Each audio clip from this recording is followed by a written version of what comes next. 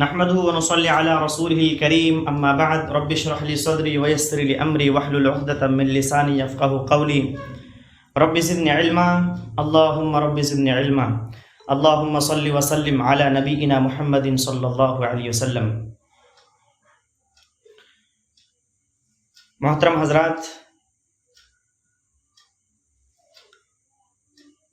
آج کے اس درس کا میرا موضوع ہے عورت جب ایک ماں ہو۔ اس سے پہلے کہ میں اپنا درس شروع کروں، اپنا موضوع شروع کروں، علم کی فضیلت کے تعلق سے چند باتیں عرض کرنا چاہتا ہوں۔ نبی رحمت صلی اللہ علیہ وسلم نے سیدنا علی رضی اللہ عنہ سے جنگ خیبر کے موقع پر فرمایا کہ اللہ کی قسم، اگر اللہ تعالیٰ آپ کی وجہ سے کسی شخص کو ہدایت دے دے تو وہ آپ کے لیے سرخ اونٹوں سے بھی زیادہ بہتر ہے۔ سبحان اللہ۔ سرخ اونٹ اس زمانے میں قیمتی دولت سمجھی جاتی تھی، تو اللہ کے نبی صلی اللہ علیہ وسلم نے سیدنا علی رضی اللہ عنہ سے فرمایا کہ اللہ کی قسم، اگر آپ کے ذریعے سے اللہ تعالیٰ کسی ایک شخص کو بھی ہدایت دے دے تو وہ آپ کے لیے بہت قیمتی دولت ہے۔ محترم حضرات، ہدایت کسے کہتے ہیں؟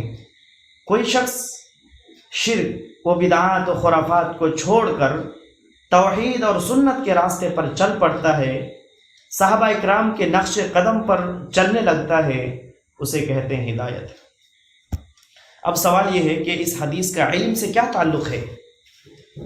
اس حدیث کا علم سے تعلق یہ ہے کہ دعوت دین بغیر علم کے ممکن نہیں، بلکہ علم کے بغیر انسان تو عبادت بھی نہیں کر سکتا۔ کہ اللہ کی عبادت کیسے کرنی ہے اپنے رب کو نہیں جان سکتا، اور نہ ہی اس کے نبی کو جان سکتا ہے، اور نہ ہی دین پر عمل کر سکتا ہے۔ تو علم انسان کو سب سے زیادہ ضرورت ہے میرے بھائی، سب سے زیادہ ضرورت ہے۔ یہی وجہ ہے کہ امام احمد بن حنبل رحمۃ اللہ علیہ فرماتے ہیں کہ لوگوں کو سب سے زیادہ ضرورت علم کی ہے، اس سے بڑھ کر کسی چیز کی ضرورت نہیں ہے، کیونکہ علم کے بغیر نہ نماز درست ہوتی ہے، نہ روزہ اور نہ حج، یعنی کوئی عبادت درست ہوتی نہیں ہے۔ جانتا ہی نہیں ہے تو کیسے عبادت کرے گا؟ اگر عبادت کرے گا بھی تو غلط طریقے سے کرے گا۔ تو علم انتہائی ضروری ہے، علم کا حاصل کرنا۔ عبداللہ بن مبارک رحمۃ اللہ علیہ فرماتے ہیں کہ علم دین کا ستون ہے، جس کے پاس علم نہیں وہ اندھیری راہوں میں بھٹکتا ہے۔ تو میرے بھائیوں اور میری پیاری بہنیں، اگر وہ اندھیرے سے نکلنا چاہتے ہیں، کوئی بھی انسان اگر اندھیرے سے نکلنا چاہتا ہے تو اس کے لیے ضروری ہے کہ وہ نور، علم جو نور ہے اس کو حاصل کرے، اور خاص طور پر دینی علم حاصل کرے، اور دین کی جو بنیادی علوم ہیں وہ حاصل کرنا ضروری ہے۔ اب میں اپنے موضوع کی طرف آتا ہوں۔ اللہ تعالی ہم سب کو دین کا علم حاصل کرنے کی توفیق دے، آمین۔ اب میں اپنے موضوع کی طرف آتا ہوں۔ میرا موضوع ہے عورت جب ایک ماں ہو۔ محترم حضرات اور میری پردہ نشین مائیں اور بہنیں، عورت اگر ماں ہو تو اسلام اس کے ساتھ حسن سلوک کی ترغیب دیتا ہے۔ قرآن مجید میں اللہ تعالیٰ نے اپنے حق کے فوراً بعد سب سے پہلے ماں باپ کا حق بیان کیا ہے، پھر دوسرے کے حقوق کا تذکرہ کیا ہے، اور بار بار ماں باپ سے اچھا سلوک کی تلقین کی ہے، اور انہیں جھڑکنے حتیٰ کہ اف تک کہنے سے منع فرمایا ہے۔ رسول اللہ صلی اللہ علیہ وسلم سے جب ایک شخص نے سوال کیا کہ لوگوں میں میرے حسن سلوک کا سب سے زیادہ مستحق کون ہے، تو نبی رحمت صلی اللہ علیہ وسلم نے فرمایا تمہاری ماں۔ اس نے کہا پھر کون؟ تو آپ صلی اللہ علیہ وسلم نے فرمایا تمہاری ماں۔ اس نے کہا پھر کون؟ تو آپ صلی اللہ علیہ وسلم نے فرمایا تمہاری ماں۔ اس نے کہا پھر کون؟ تو آپ صلی اللہ علیہ وسلم نے فرمایا تمہارا باپ۔ اس حدیث کو بخاری اور مسلم نے روایت کیا ہے۔ محترم حضرات، اس حدیث میں غور کریں، صحابی رسول نے سوال کیا کیا؟ سوال یہ کیا کہ لوگوں میں سے سب سے زیادہ جس سے میں اچھا سلوک کروں وہ کون ہے؟ میرے حسن سلوک کا سب سے زیادہ مستحق کون ہے؟ تو آپ صلی اللہ علیہ وسلم نے جواب کیا دیا؟ ذرا جواب پہ غور کریں۔ فرمایا تمہاری ماں، تمہاری ماں، تمہاری ماں، پھر تمہارا باپ۔ یعنی چوتھی مرتبہ اس کے سوال کے جواب پر آپ صلی اللہ علیہ وسلم نے فرمایا تمہارا باپ۔ لہٰذا اس حدیث سے ہمیں یہ معلوم ہوا کہ اللہ تعالیٰ اور اس کے رسول صلی اللہ علیہ وسلم کے بعد سب سے زیادہ جس سے ہمیں اچھا سلوک کرنا ہے، ہماری تمام خیر و بھلائی کا جو سب سے زیادہ مستحق ہے، وہ کون ہے؟ وہ ماں باپ ہے۔ ذرا غور کریں، ہم اور آپ کتنی اچھی اور میٹھی باتیں کرتے ہیں اپنی بیوی سے، اپنی اولاد سے، اپنے دوست و احباب سے، یہ اچھی بات ہے نا، لیکن یاد رکھیں اس شفقت، نرمی اور اچھی اور میٹھی باتوں کا جو سب سے زیادہ مستحق ہے نا، کون ہے؟ ماں باپ ہے، کہ ان سے اچھے سے بات کیا جائے، ان سے نرمی سے بات کیا جائے۔ کیا ہم ایسا کرتے ہیں؟ اپنا جائزہ لیں، اپنا محاسبہ کریں، سب کے ساتھ ہمارا رویہ کتنا اچھا ہے اور ماں باپ کے ساتھ ہمارا رویہ کیسا ہے، خود محاسبہ کر لیں۔ اسی طرح دوسروں کے سامنے ہم کتنا مسکراتے ہیں نا، لیکن کیا اپنے ماں باپ کے ساتھ بھی ایسا کرتے ہیں؟ جبکہ ہماری تمام مسکراہٹوں کا سب سے زیادہ جو مستحق ہے وہ کون ہے؟ ماں باپ ہیں۔ کیا ہم اپنے ماں باپ کے لیے اپنی مسکراہٹیں دیتے ہیں؟ کتنے لوگ تو ماں باپ سے اس ڈر سے زیادہ بات نہیں کرتے کہ پتہ نہیں کوئی ڈیمانڈ نہ کر لے ماں باپ۔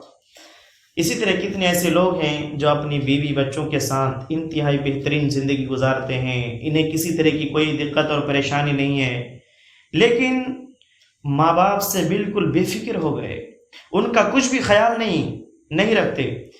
اسی طرح کتنے ایسے بوڑھے ماں باپ ہیں جو بیمار ہے، سال ہر سال بیمار، وہ اپنی بیماریوں کا علاج نہیں کر پا رہے ہیں، وہ صرف وقت کاٹ رہے ہیں، دقتوں اور پریشانیوں میں وقت گزار رہے ہیں، اور وہیں پر جو بیٹا ہے وہ خوشحال ہے، سب کچھ ٹھیک ٹھاک چل رہا ہے، سب اچھا ہے، لیکن ماں باپ کے علاج کے لیے اس کے پاس پیسہ نہیں ہے۔ وہی بیٹا جب اپنی ماں یا باپ کے علاج سے دور بھاگتا ہے، وہی بیٹا جو اپنی ماں باپ کے علاج سے دور بھاگتا ہے اور ماں باپ کے علاج کے لیے ان کے پاس پیسے نہیں ہیں، جب ان کی بیوی یا ان کے بچے کی طبیعت خراب ہوتی ہے تو دیکھیے پیسہ کس طریقے سے پانی کی طرح وہ پیسہ بہاتا ہے۔ تب ان کو فکر نہیں ہوتی، تب ان کو احساس بھی نہیں ہوتا کہ ہمارا کتنا پیسہ چلا گیا، لیکن جب ماں باپ پہ پیسہ خرچ کرنے کی باری آتی ہے تو ان کا پیسہ نہیں رہتا ہے، وہ بہانہ مارنے لگتے ہیں۔ میرے بھائیوں اور میری پیاری بہنیں یاد رکھیں، ہر ماں باپ اپنی اولاد کی پرورش کتنی مشقت اور پریشانی اٹھا کر کرتے ہیں۔ اپنے بچوں کی پرورش میں انہوں نے کتنی تکلیفیں اٹھائیں، انہوں نے اپنی راحت اور آرام کو اپنے بچوں کے لیے قربان کر دیا۔ ماں باپ نے اپنی اولاد کی پرورش کے لیے سب کچھ قربان کر دیا۔ بچہ ماں کے پیٹ میں تقریباً 9 مہینے تک رہتا ہے، اس دوران ماں کو جو تکلیف ہوتی ہے اس تکلیف کا احساس صرف عورت کر سکتی ہے۔ پھر 2 سال تک اس بچے کو اپنی چھاتی سے دودھ پلاتی ہے، اور اس دوران پیشاب پاخانہ بچہ کرتا ہے، اور پھر ماں بچوں کی جو خدمت کرتی ہے، ہم کبھی سوچ سکتے ہیں؟ ہم نے کبھی اس پر غور کیا ہے وہ کیسی خدمت کرتی ہے؟ وہ بھی پیار و محبت سے، شفقت سے، خوشی سے۔ ماں نے کبھی یہ نہیں کہا کہ تو دن بھر پاخانہ پیشاب کرتا رہتا ہے، تیری گندگی، تیری غلاظت کون صاف کرے گا؟ کہتی ہے کیا؟ نہیں کہتی ہے۔ ادھر باپ دن رات کتنی محنت و مشقت سے پیسہ کماتے ہیں، اور پھر اپنی بیوی بچوں کے رہنے سہنے اور کھانے پینے کا انتظام کرتے ہیں۔ یعنی ماں باپ بچوں کی خوشی کے لیے اپنی تمام خوشیاں، آرام اور راحتیں سب کچھ قربان کر دیتے ہیں۔ پھر یہی بچہ بڑا ہو کر شادی کر کے اپنے ماں باپ ہی سے غافل ہو جائے تو اس سے بڑا بدبخت اور کون ہو سکتا ہے؟ کتنے ایسے بچے ہیں جو بڑے ہو کر اپنے ماں باپ کو کیا کہتے ہیں کہ تم نے ہمارے لیے کیا ہی کیا ہے؟ نعوذ باللہ من ذالک۔ اگر اس نے کچھ بھی نہیں کیا تو آپ اتنے بڑے کیسے ہو گئے؟ ذرا غور کرنا چاہیے نا۔ اسی طرح کتنی ایسی اولاد ہے جو اپنے ماں باپ کو گالیاں دیتی ہے، لڑائی جھگڑے کرتے ہیں، حتیٰ کہ کتنی ایسی بدترین اور بدبخت اولاد ہے جنہوں نے اپنے ماں باپ کا خون تک کر دیا، نعوذ باللہ والعیاذ باللہ، جبکہ اللہ تعالیٰ نے ماں باپ کی چھوٹی سی چھوٹی گستاخی کو حرام قرار دیا ہے میرے بھائی، چھوٹی سی چھوٹی وَلَا تَقُلْ لَهُمَا اُفٍّ، اللہ نے اف تک کہنے سے منع کیا ہے۔ اور انسان کہاں تک مطلب حد کو پار کر ڈالا، کتنے ایسے لوگ ہیں جو اپنے ماں باپ کا خون تک کر دیے۔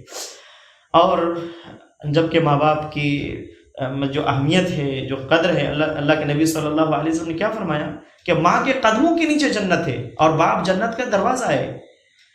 ایک اعرابی، ایک دیہاتی رسول اللہ صلی اللہ علیہ وسلم کی خدمت میں حاضر ہوا اور کہنے لگا، اے اللہ کے رسول صلی اللہ علیہ وسلم، میرا باپ مجھ سے میرا مال لینا چاہتا ہے۔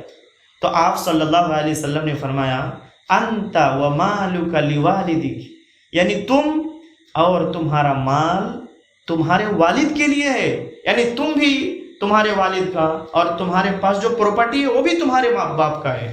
سبحان اللہ۔ آج کیا کرتے ہیں، جو ہمارا ہے ہم چاہتے ہیں تو اپنے ماں باپ کو دیتے ہیں، اور نہیں چاہتے نہیں دیتے۔ ماں باپ سے حسن سلوک کرنے کے چند فائدے ذرا سن لیں۔ ماں باپ سے اچھا سلوک کرنا اللہ تعالیٰ کے محبوب اعمال میں سے ایک بہت بڑا عمل ہے، یاد رکھیں۔ اسی طریقے سے ماں باپ کی خدمت کرنا بھی جہاد ہے۔ کئی صحابہ اکرام جو جہاد کرنے کے لیے جانا چاہتے تھے، لیکن آپ صلی اللہ علیہ وسلم نے انہیں جہاد سے بھی روک دیا اور انہیں ماں کی خدمت کرنے کا حکم دیا، ماں باپ کی خدمت کرنے کا حکم دیا، اور فرمایا کہ ان کی خدمت کر، یہی تمہارا جہاد ہے۔ اسی طرح ماں باپ کی خدمت کرنا جنت میں لے جانے والا عمل ہے میرے بھائی، جنت میں لے جانے والا عمل ہے۔ ماں باپ سے اچھا سلوک کرنا بڑے گناہوں کا کفارہ ہے۔ ماں باپ کی رضا میں اللہ تعالیٰ کی رضا ہے۔ اسی طرح ماں باپ سے حسن سلوک کرنے سے عمر میں برکت اور رزق میں فراوانی آتی ہے۔ ماں باپ کی خدمت کرنے والے شخص کی دعا قبول ہوتی ہے۔ اسی طرح ماں باپ سے بدسلوکی کرنے کی کئی نقصانات ہیں، ایک دو سن لیں۔ ماں باپ کی نافرمانی کرنا کبیرہ گناہ ہے، یاد رکھیں، کبیرہ بڑا گناہ ہے۔ اسی طرح ماں باپ سے بدسلوکی کرنے والا انسان اللہ تعالیٰ کی نظر رحمت اور جنت سے محروم ہو جاتا ہے۔ ماں باپ کے نافرمان پر رسول اللہ صلی اللہ علیہ وسلم کی بد دعا ہے، اور ماں باپ کا نافرمان ملعون ہے میرے بھائی، ملعون ہے۔ آج کے اولاد ماں باپ کی کتنی نافرمانیاں کرتے ہیں، یاد رکھیں ایسا شخص ملعون ہے۔ اسی طرح والدین یعنی ماں باپ کے ساتھ حسن سلوک کی چند مختلف صورتیں یہ ہیں کہ ماں باپ اگر ضرورت مند ہے تو اولاد ان پر خرچ کرے، ماں باپ پر خرچ کرے۔ اسی طرح ماں باپ کی اجازت کے بغیر جہاد میں جانا منع ہے۔ ماں باپ سے حسن سلوک کرنا اور ان کی فرمانبرداری نفلی عبادت پر مقدم ہے میرے بھائی، نفلی عبادت پر مقدم ہے۔ اور والدین کو برا بھلا کہنا منع ہے۔ ماں باپ کے حق میں دعا کرنا چاہیے، اللہ تعالیٰ نے یہ بات سکھائی ہے، دعا کرنی چاہیے ماں باپ کے حق میں۔ رب ارحمہما کما ربیانی صغیرا۔ جانتے ماں باپ کا مقام اتنا بلند ہے کہ اگر ماں باپ کسی معقول عذر کی بنا پر بیوی کو طلاق دینے کا حکم دیں تو اس حکم کی تعمیل بھی کرنی چاہیے، اور اس کے دلائل موجود ہیں۔ ماں باپ کی وفات کے بعد ان کی طرف سے صدقہ و خیرات بھی کرنا چاہیے۔ اسی طریقے سے ماں باپ کے دوستوں کے ساتھ بھی ہمیں حسن سلوک کرنے کا حکم دیا گیا ہے کہ ماں باپ کے جو دوست ہیں ان کے ساتھ بھی حسن سلوک کیا جائے، اچھا سلوک کیا جائے۔ یاد رکھیں ماں باپ سے اچھا سلوک کے ساتھ ساتھ جو لوگ ماں باپ کے دوست ہیں ان کے ساتھ بھی اچھا سلوک کرنا چاہیے، ان کی خاطرداری اور ادب و احترام اور لحاظ و مروت سے ان کے ساتھ پیش آنا چاہیے۔ حضرت ابن عمر رضی اللہ عنہ فرماتے ہیں کہ رسول اللہ صلی اللہ علیہ وسلم نے فرمایا، صحیح مسلم میں حدیث موجود ہے کہ بڑی نیکی یہ ہے کہ آدمی اپنے باپ کے دوستوں کے ساتھ، باپ کے دوست کے ساتھ بھی باپ کی موت کے بعد حسن سلوک کرے۔ اور یہی حکم ماں کی سہیلیوں کا بھی ہے کہ ماں کی جو سہیلی ہے اولاد ماں کی سہیلیوں کے ساتھ بھی اچھا سلوک کرے۔ عبداللہ بن دینار کا بیان ہے کہ ابن عمر رضی اللہ عنہ کو ایک دیہاتی مکہ کے راستے میں ملا، تو ابن عمر رضی اللہ عنہ نے اسے سلام کیا اور اپنے گدھے پر سوار کر لیا جس پر وہ خود سوار تھے، اور اپنا عمامہ اس کو دے دیا جو خود ان کے سر پر تھا۔ تو عبداللہ بن دینار نے کہا اللہ تعالیٰ آپ کو ہر نیکی کی توفیق عطا فرمائے، یہ لوگ دیہاتی ہیں، تھوڑی سی چیز پر خوش ہو جاتے ہیں۔ تو ابن عمر رضی اللہ عنہ نے کہا کہ اس کا باپ، یعنی یہ جو دیہاتی ہے اس کا باپ میرے باپ کا دوست تھا، اور میں نے نبی کریم صلی اللہ علیہ وسلم سے سنا تھا کہ بے شک بڑی نیکی یہ ہے کہ بیٹا اپنے باپ کے دوست کے ساتھ اچھا سلوک کرے، اسی طریقے سے اپنے ماں کے جو دوست ہیں، سہیلیاں ہیں، ان کے ساتھ بھی اچھا سلوک کرے۔ صحیح مسلم میں یہ حدیث موجود ہے، حدیث نمبر ہے 2552۔ معلوم یہ ہوا کہ ماں باپ کے دوستوں کے ساتھ اچھا سلوک کرنا اللہ تعالیٰ کے یہاں بڑا ثواب کا کام ہے میرے بھائی، بڑا ثواب کا کام ہے۔ ذرا غور کریں، جب شریعت نے ہمیں ماں باپ کے دوستوں کے ساتھ بھی اچھا سلوک کرنے کا حکم دیا ہے اور اسے بڑی نیکی قرار دیا ہے، تو ماں باپ کے جو بھائی بہن ہیں، یعنی اپنا سگا چاچا، پھوپھی، ماما، خالہ، ان لوگوں کے ساتھ تو بدرجہ اولا اچھا سلوک کرنا چاہیے۔ اور ظاہر ہے دوسروں کے مقابلے میں ان کے جو حقوق ہیں وہ زیادہ ہیں، یعنی جو اپنا چاچا ہے، پھوپھی ہے، ماما ہے، خالہ ہے، ان کے حقوق دوسروں کے مقابلے میں ان کے حقوق زیادہ ہیں، اس لیے کہ قریبی رشتہ دار ہیں، لہٰذا جو قریبی رشتہ دار ہیں ان کے ساتھ اچھا سلوک کرنا چاہیے، ان کی خیر خواہی کرنی چاہیے۔ اور یاد رکھیں میرے بھائیوں اور میری پیاری بہنیں، سب سے بڑی خیر خواہی کیا ہے؟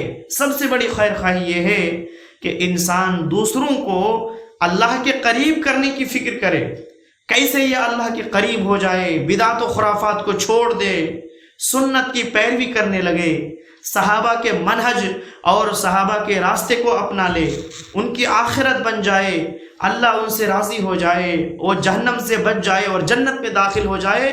یہی خیر خواہی، یہی تڑپ اور یہی جذبہ ہمارے اندر ہونا چاہیے، اپنے لیے، اپنے ماں کے لیے، اپنے ماں باپ کے لیے، اپنے بیوی بچوں کے لیے اور دوسرے مسلمانوں کے لیے ہمارے اندر یہ تڑپ ہونی چاہیے۔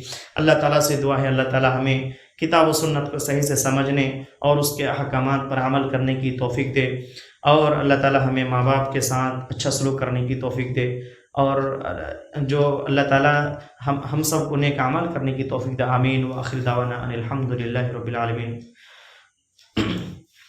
واللہ اعلم، ھذا ما عندی، واللہ اعلم۔ السلام علیکم ورحمۃ اللہ وبرکاتہ۔